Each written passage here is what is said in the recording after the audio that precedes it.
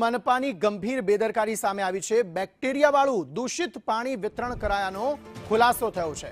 અંદાજે 9 લાખ લોકોના આરોગ્ય સાથે ચેડા કરાયા। આરએમસીની વેબસાઇટ પર જૂન મહિનાનો રિપોર્ટ મુકાયો છે। મે મહિનામાં સૌથી વધુ પાણીના સેમ્પલ ફેલ થયા હતા। 1100થી વધુ પાણીજન્ય રોગચાળાના કેસ નોંધાયા હતા। સુપર ક્લોરિનેશનના દાવાઓ વચ્ચે સેમ્પલ ફેલ થયા છે। સૌથી વધુ સેન્ટ્રલ ઝોનમાં 9, વેસ્ટ ઝોનમાં 4 સેમ્પલ ફેલ થયા હતા।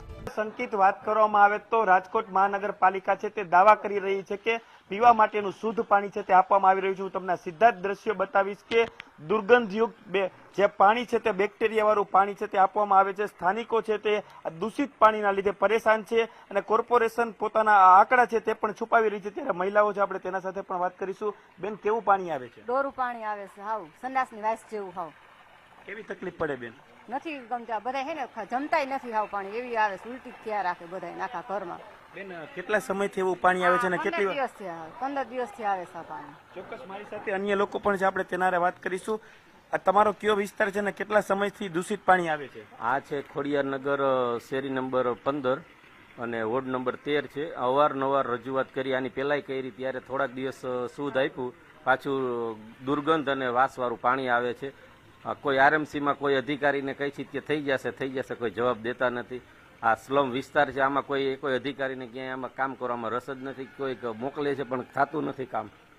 આ દૂષિત પાણીના લીધે તમારા વિસ્તારમાં રોગચાળો કઈ છે? રોગચાળો આવે જ છે, બીમાર પડે જ છે, અમારે બધાય બીમાર જ। આમાં આ છોકરીઓ બધી બીમાર જ છે, બધા છોકરાઓ। બા, શું કહેશો? દૂષિત પાણીના લીધે કેવી તકલીફ પડે? કોઈ બીમાર છે? આ બીમાર જો આ છોકરી છે 15 દીથી હું દવા લેવા કાયમ જાઉં છું, રિપોર્ટે કરાવું, બધું કરાવું, તોય ફેર નથી પડતો પાણીની હિસાબે। અને પાણી અમે વેચાતું લઈને પાણી પીસી તોય વેરો ભરવા છતાં લોકો વેરો ભરે છે છતાં પણ વેચાતું પાણી લેવું પડે છે। કેવી તકલીફ પડે છે? અમે ઘર કામ જઈને પાણી વેચાતું લેવું અને આ છોકરા માંદા પડે છે। ડોરું પાણી આવે છે, આવતા નથી કોઈ કાયમ। અમારે આવું જ પાણી પીવાનું ગળા પકડાય છે, ઉધરાશો થઈ જાય છે। આપણા પૈસા હોય ન હોય તો કેર બાબાને દેવાના ને। ચોક્કસ બેન, શું કહેશો? કેવી તકલીફ પડે છે? બહુ તકલીફ પડે ભાઈ। એક તો સવાર 4 વાગે પાણી આવે, એમાં આટલું ખરાબ પાણી આવે તો કેવી પોઝિશન હોય એમ। વેચાતું લઈને કેમ પૂરું કરવું આખો દિવસ? રિક્ષાવાળાએ 100 ની જગ્યાએ 150 કર્યા। બેન, શું કહેશો તમે? અમે 20 દિવસથી આ વેચાતું પાણી લઈશી, ટાંકીઓ મગાવીશી, કારણ કે પીવાય એવું પાણી આવતું જ નથી ચોખ્ખું। આ દ્રશ્ય બતાવી રહ્યો છું કે જે અત્યારે આ પાણીની જે આ ટબ ભરવામાં આવ્યું છે, ટબમાં અત્યારે આ ફીણ છે તે જોવા મળી રહ્યા છે।